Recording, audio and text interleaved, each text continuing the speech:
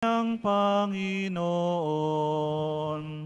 umawit ng kagalakan, at tugtugin ang gitara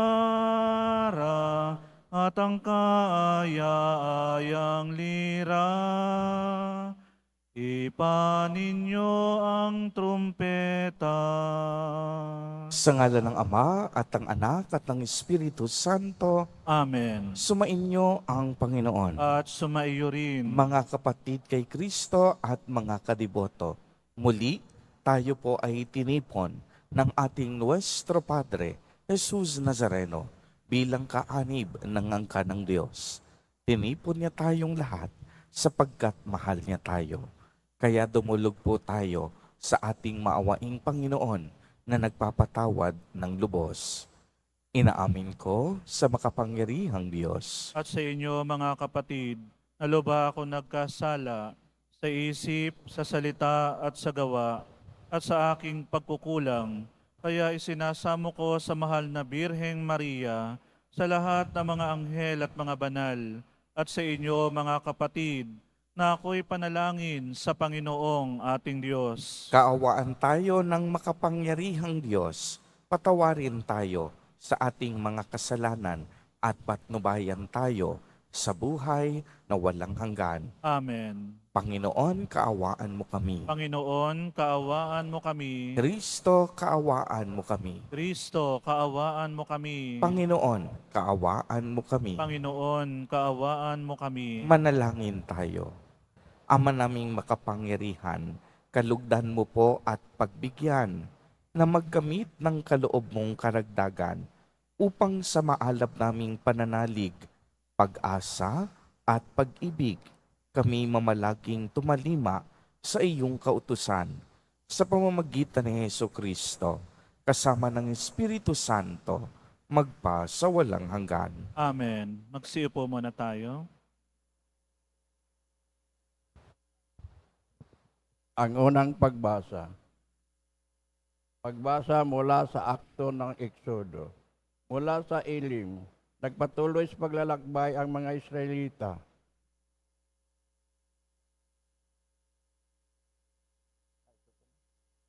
Ito nga.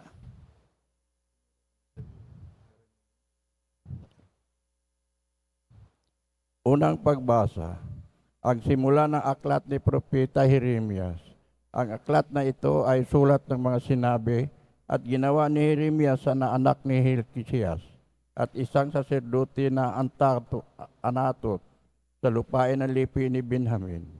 Sinabi sa akin ng Panginoon, pinili na kita bago kay pinaglihi upang maging propeta sa lahat ng bansa. Sinabi ko naman, Panginoon, hindi po ako marunong magsalita. Bata pa po ako. Subalit, sinabi niya sa akin, huwag mong sabihin bata ka. Sinusugo kita kaya tumayo ka. Ipahayag mo sa lahat ng aking inuutos sa iyo. Huwag mo silang katakbutan pagkat siya ko ay sa iyo at iingatan kita. Akong Panginoon ang nagsasabi dito. Pagkatapos iniulat ng Panginoon ang kanyang mga bisig, hinipo ang mga labi ko at sinabi, ayan, ibinigay ko sa iyo ang dapat mong sabihin. Ibinigay ko sa iyo ngayon sa iyo ang kapangyarihan sa mga bansa, mga kaharian, sila'y bunutin at ibagsak, lipulin at iwasak, ibangon at itatag. Ito ang salita ng Diyos. Salamat sa Diyos. Patuloy kong isa-isay ang dulot mong kaligtasan. Ipatuloy kong isasaysay ang dulot mong kaligtasan. Sa iyo lang, Panginoon, lubos akong nananalig. Huwag mo akong pabayaang mapahiya at malupig. Tulungan mo ako ngayon, yamang ikaw at matuwid. Ako sana ay sagipin sa daing ko at makinig. Patuloy kong isasaysay ang dulot mong kaligtasan. Ikaw nawa ang muog ko at ligtas sa kapakakulangan. Matatag, nakakublihan ko at matibay na sanggalang. Sa lahat ng masasama, O Diyos, ako'y ipaglaban. Sa kuko ng babagsik, huwag mo akong pabayaan. Patuloy kong isasaysay ang dulot mong kaligtasan.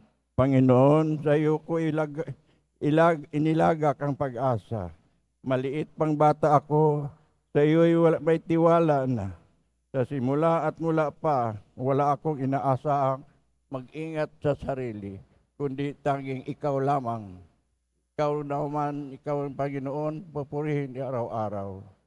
Patuloy kong isasaysay ang dulot mong kaligtasan. Pagkat ikaw ay dakila, patuloy kong isasaysay, maghapon kong ihayag ang dulot mong kaligtasan. Sa pagkabata ako iyong tinuruan. Hanggang ngayon sinasambit ang gawa mong hinahangaan. Patuloy kong isasaysay ang dulot mong kaligtasan. Magsitayo po tayo. Alleluia, wikain mo po, nakikinig ako sa iyong mga salita. Alleluia, alleluia, alleluia. Sumainyo ang Panginoon. At sumaiyo rin. Ang mabuting balita ng Panginoon ayon kay San Mateo. Papuri sa iyo, Panginoon. Noong ding araw na iyon, si Jesus ay lumabas ng bahay at naupo sa tabi ng lawa. Pinagkalipon-punan siya ng makapal na tao. Kaya't sumakay siya sa isang bangka at doon ay naupo. Nasa dalampasigan naman ang mga tao at nagturo siya ng maraming bagay sa pamamagitan ng talinhaga. May isang magsasakang lumabas upang maghasik. Sa kaniyang paghahasik ay may mga binhing nalaglag sa tabi ng daan. Dumating ang mga ibon at tinuka ang mga iyon. May mga binhi namang nalaglag sa kabatuhan. Sapagkat manipis lang ang lupa roon, sumibol agad ang binhing iyon. Ngunit ang mapabilad sa matinding init ng araw ay natuyo. Palibhasay, walang ganoong ugat. May binhi namang nalaglag sa dawagan. Lumago ang mga dawag at ininis ang mga iyon. Ngunit ang binhing nalaglag sa mabuting balita ay nag-uhay. May tig-100, may tig-60 at may tig-30 butil ang bawat uhay. Ang may pandinig ay makinig. Ang mabuting balita ng Panginoon. Pinupuri ka namin, Panginoong Heso Kristo. Magsiupo tayo. Magandang umaga po sa inyong lahat, mga kapatid kay Kristo. Sa lahat po ng ating mga taga-subaybay, sa iba't ibang online platforms, at sa lahat ng ating mga kadiboto, sa iba't ibang panig ng Pilipinas, at maging sa buong mundo, kung saan tayo ay naaabot ngayon ng ating live streaming. Mapayapang umaga din po sa inyong lahat.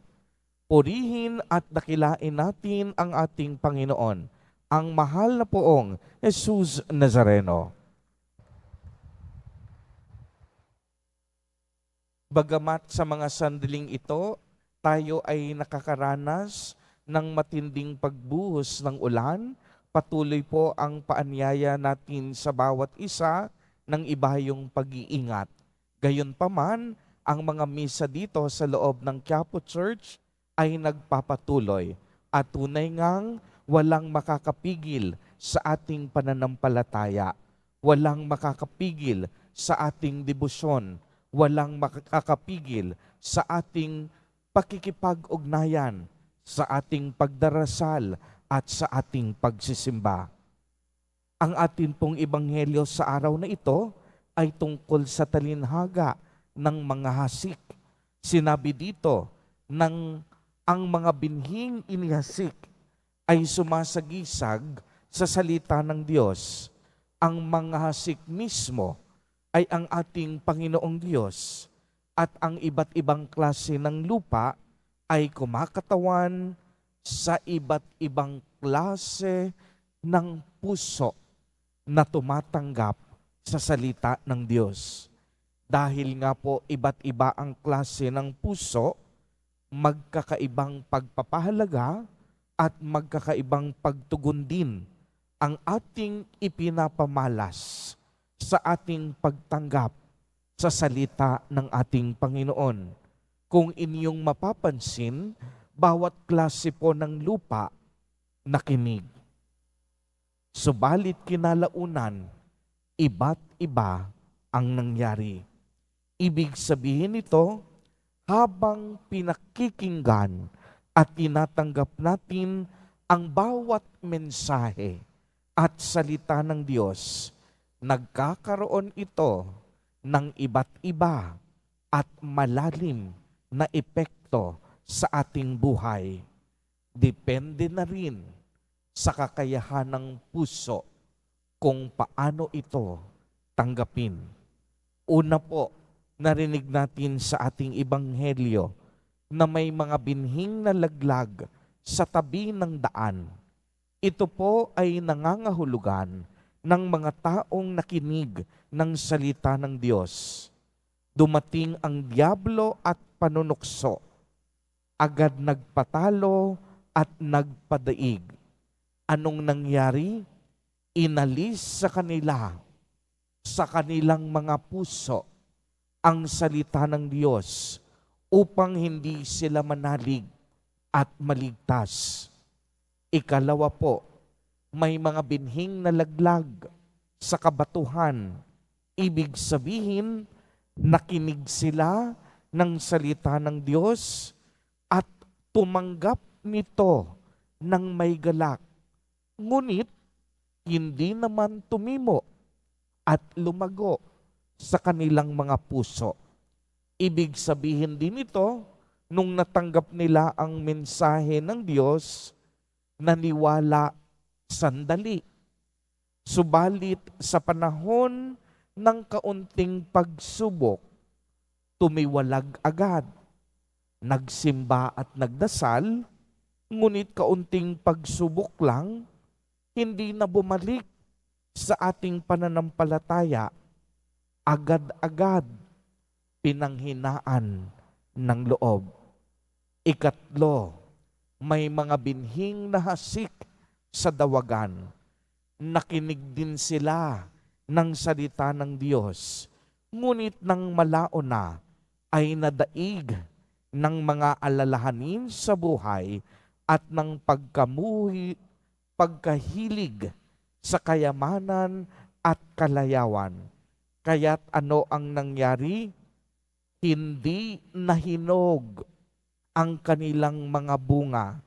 Maaaring dito napakinggan na nila ang mabuting balita ng Diyos, nagdasal na, nanalangin na, napakinggan na sa kanilang panalangin. Ngunit nagkaroon na ng kaunting kayamanan, imbis na pananampalataya kumapit, umasa na sa luho at yaman ng buhay. Pinasaya na sila ng kanilang kaunting kapangyarihan at kayamanan. Pang-apat, may mga binhing nahasik at nalaglag sa tinatawag na mabuti o matabang lupa. Dito, nakinig ng salita ng Diyos. Iningatan nila sa kanilang mga puso. Malinis ang kanilang intensyon at sila'y patuloy na nagtatyaga hanggang ang salita ng Diyos mamunga at magkaroon ng epekto sa kanilang buhay. Dumating ang pagsubok, hindi nagpatalo, hindi sumuko, patuloy na nagmahal, nagsakripisyo, tanging sa Diyos kumapit, tanging sa Diyos umasa, sa kabila ng mga hamon at pagsubok, nanatiling naglilingkod, magtag-araw man at magtag-ulan. Ito po ang klase ng lupa na inaasahan sa bawat isa sa atin sa ating pagtanggap sa salita ng Diyos. Mabubuti at matatabang lupa. Kaya nga po ang magandang katanungan, mga kapatid kay Kristo, paano natin pinakikinggan ang bawat mensahe at salita ng Diyos na ating napakikinggan sa araw-araw? Alalahanin po natin, tayo po ay itinanim, tayo ay inihasik sa iba't ibang paraan upang ang salita ng Diyos mamunga sa ating puso't sa ating buhay. Namumunga na nga ba o mamumunga pa lamang ang salita ng Diyos sa ating mga puso? May mga mabubuting epekto na po ba ang bawat nating napakinggan? O baka naman, kagaya ng ibang lupa, agad-agad tayong sumusuko kahit na sa maliliit na pagsubok sa ating buhay. Mga kapatid kay Kristo at mga kadiboto, lagi po nating tatandaan na ang salita ng Diyos banal at makapangyarihan. Ang salita ng Diyos para sa lahat, maging mayaman man o mahirap, makasalanan ka man o banal, profesional ka man o walang pinag-aralan, taniyag ka man o hindi kilala, hindi tayo pinagdamutan ng Diyos ng kaniyang mga salita na nagbibigay buhay at nakakapagpabago sa ating mga pamumuhay. Maging makasalanan man, hinasika ng Diyos ng mga binhi upang sa gayon magkaroon ng puwang ng pagbabago ang kanilang mga puso. Kaya't ang napakahalagang salita sa ating pagninilay ngayon, mamunga. Naway sa ating pakikinig ng salita ng Diyos, tayo pong lahat ay hindi lang basta lumago, kung hindi tayo po ay mamunga. Naway, maging handa lagi ang ating puso sa pagtanggap ng mensahe ng Diyos upang sa gayon maging karapat-dapat tayong tagapagmana ng kaharian ng Diyos. Amen. Purihin at dakilain natin ang ating Panginoon, ang mahal na poong Jesus Nazareno. Magsitayo na po tayo.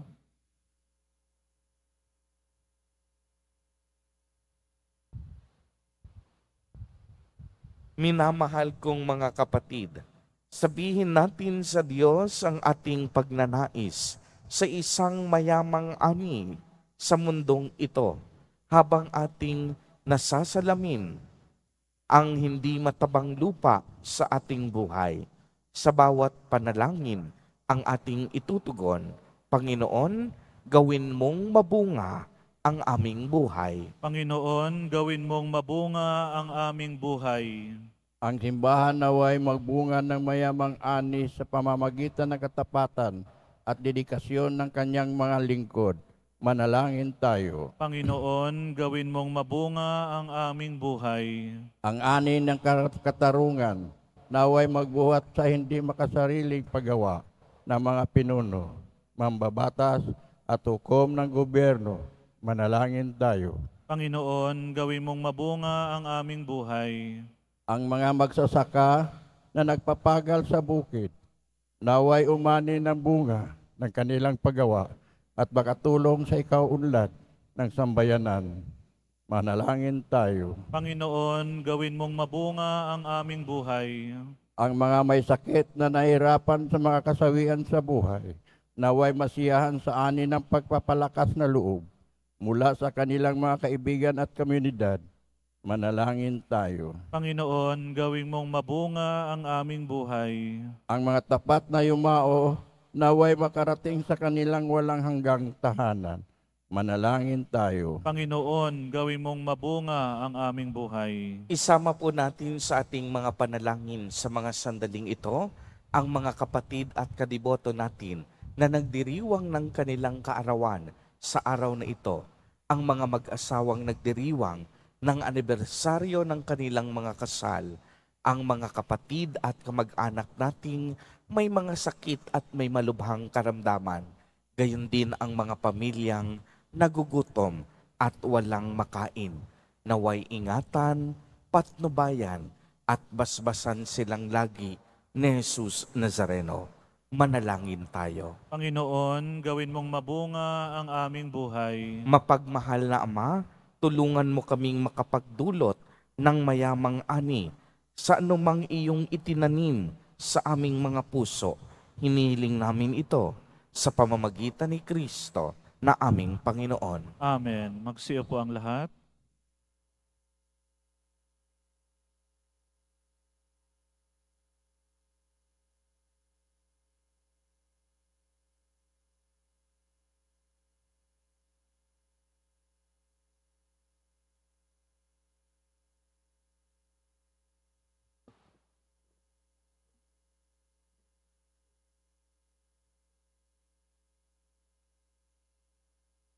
Kapuri-puri ka, Diyos amang lumikha sa sanlibutan, sa iyong kagandahang loob. Narito ang aming maiaalay mula sa lupa at bunga ng aming paggawa.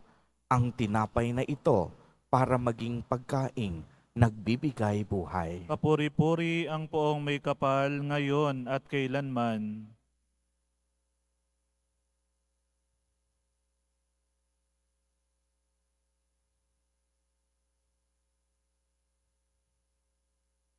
Kapuri-puri ka, Diyos amang lumikha sa sanlibutan, sa iyong kagandahang loob. Narito ang aming maialay mula sa katas ng ubas at bunga ng aming paggawa. Ang alak na ito para maging inuming nagbibigay ng iyong espiritu. Papuri-puri ang poong may kapal ngayon at kailanman.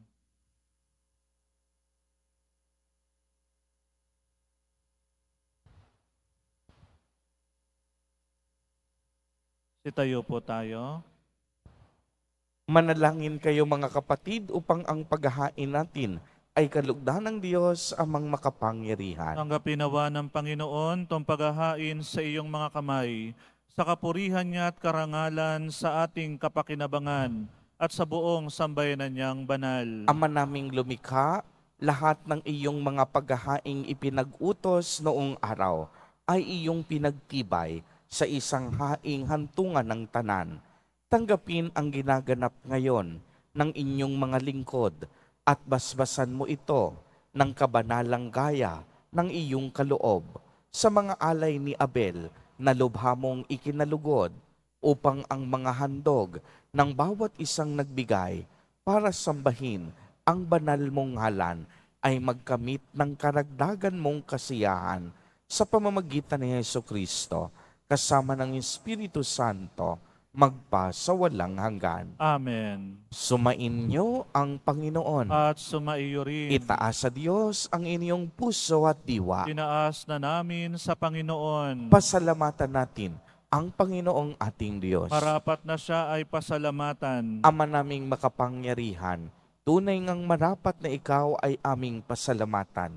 Pinagbibigyan mong ito'y aming maihayag, kahit na ito'y walang anumang maidaragdag, sa kadakilaang sa iyo ay likas. Sa pagpupuri nami ang nakikinabang, ay kami ring iyong pinakikiharapan sa pamamagitan ng iyong anak na minamahal.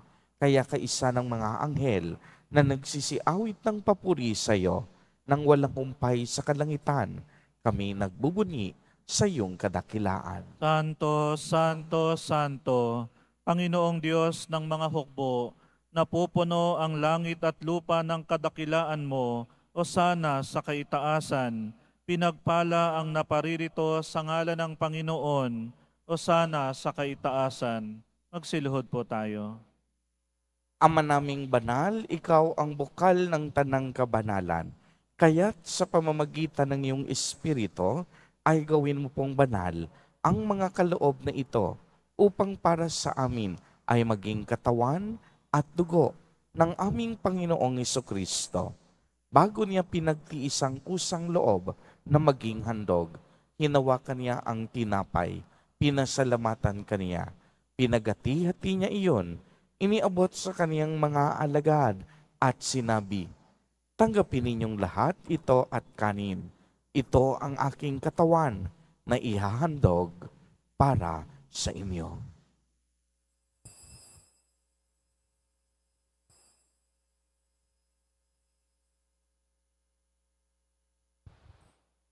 Gayon din naman noong matapos ang hapunan, hinawakan niya ang kalis.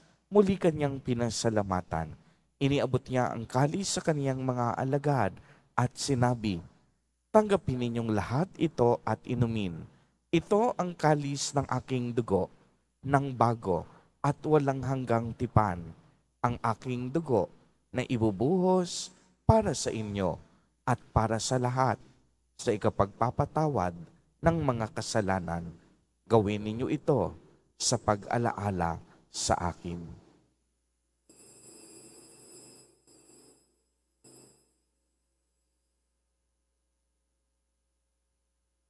Sitayo po tayo. Ang misteryo ng pananampalataya. Si Kristo'y namatay, si Kristo'y muling nabuhay, si Kristo'y babalik sa wakas ng panahon. Ama, ginagawa po namin ngayon ang pag-alaala sa pagkamatay at muling pagkabuhay ng iyong anak. Kaya't iniaalay namin sa iyo ang tinapay na nagbibigay buhay at ang kalis na nagkakaloob ng kaligtasan. Kami po'y nagpapasalamat dahil kami iyong minarapat na tumayo sa harap mo para maglingkod sa iyo. Isinasamo namin na kaming magsasalo-salo sa katawan at dugo ni Kristo ay mabuklod sa pagkakaisa sa pamamagitan ng Espiritu Santo. Ama, lingapin mo po ang iyong simbahang laganap sa buong daigdig. Puspusin mo kami sa pag-ibig kay isa ni Francisco na aming Santo Papa at ni Jose na aming Obispo at ng Tanang Kaparian. Alalahanin mo rin ang mga kapatid naming nahimlay nang may pag-asang sila'y muling mabubuhay, gayon din ang lahat ng mga pumanaw. Kaawaan mo po sila at patuloyin sa iyong kaliwanagan. Kaawaan mo at pagindapatin kaming lahat na makasalo sa iyong buhay na walang wakas, kay isa ng mahal na Birheng Maria na ina ng Diyos, ng kabiyak ng puso niyang si San Jose, kay isa ng mga apostol at ng lahat ng mga banal na namuhay dito sa daigdig ng kalugod-lugod sa iyo, maipagdiwang nawa namin ang pagpupuri sa ikararangal mo sa pamamagitan ng iyong anak na aming Panginoong Hesukristo. Sa pamamagitan ni Kristo, kasama niya at sa Kaniya, ang lahat ng parangal at papuri ay sa iyo, Diyos amang makapangyarihan, kasama ng Espiritu Santo, magpa sa walang hanggan. Amen. Sa tagubilin ng mga nakagagaling na utos at turo ni Jesus na Panginoon natin at Diyos, ipahayag po natin ng lakas loob. Ama namin, sumasalangit ka. Sambahin ang ngalan mo, mapasa amin ang kaharian mo, sundin ang loob mo dito sa lupa para nang sa langit. Bigyan mo kami ngayon ng aming kakanin sa araw-araw, at patawarin mo kami sa aming mga sala, para nang pagpapatawad namin sa nagkakasala sa amin, at huwag mo kaming ipahintulot sa tukso, at iadya mo kami sa lahat ng masama. Hinihiling po namin na kami iadya sa lahat ng masama, pagkalooban ng kapayapaan araw-araw, iligtas sa kasalanan at ilayo sa lahat ng kapahamakan, samantalang aming pinananabikan ang dakilang araw ng pagpapahayag ng tagapagligtas naming si Heso Kristo. Sapagkat iyo ang kaharian at ang kapangyarihan at ang kapurihan magpakailanman. Amen. Panginoong Heso Kristo, sinabi mo sa iyong mga apostol, kapayapaan ang iniiwan ko sa inyo, ang aking kapayapaan ang ibinibigay ko sa inyo. Tunghayan mo ang aming pananampalataya at huwag ang aming pagkakasala. Pagkalooban mo kami ng kapayapaan at pagkakaisa ayon sa iyong kalooban, kasama ng Espiritu Santo, magpa sa walang hanggan. Amen. Ang kapayapaan ng Panginoon ay laging sumainyo. At sumaiyo rin. Magbigayan po tayo ng kapayapaan sa isa't isa. Kordero ng Diyos na nag-aalis ng mga kasalanan ng sanlibutan, maawa ka sa amin. Kordero ng Diyos na nag-aalis ng mga kasalanan ng sanlibutan, maawa ka sa amin. Kordero ng Diyos na nag-aalis ng mga kasalanan ng sanlibutan, ipagkaloob mo sa amin ang kapayapaan, magsiluhod ang lahat. Ito ang kordero ng Diyos. Ito ang nag-aalis ng mga kasalanan ng sanlibutan. Mapalad ang inaanyayahan sa kaniyang piging. Panginoon, hindi ako karapat-dapat na magpatuloy sa iyo, ngunit sa isang salita mo lamang ay gagaling na ako.